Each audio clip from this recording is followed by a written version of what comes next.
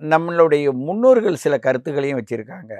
சிவபெருமான்றது நம்மள உடல்ல ஓடக்கூடிய ஜீவன், ஜீவாத்மா. அது பரமாத்மா, ஜீவாத்மா, ஆத்மா.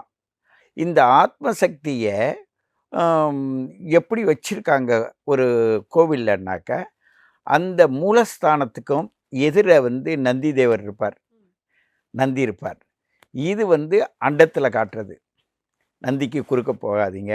அந்த சிவபெருமானுடைய சுவாசம் நந்தியின் மூலமாக வெளியில வருது ன்னு சொல்றாங்க.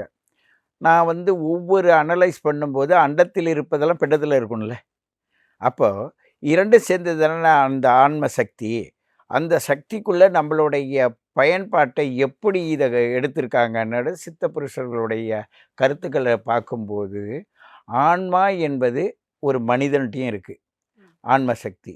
அந்த சிவபீடத்தில என்ன இருக்குன்னாக்க, நவ பாஷாணங்கள அவங்க மருந்தாக இடிச்சு, அந்த மருந்துக்குள்ள காப்பர் கம்பிய குடுத்து, அதுக்கு மேல சிலைய தூக்கி வச்சிருப்பாங்க.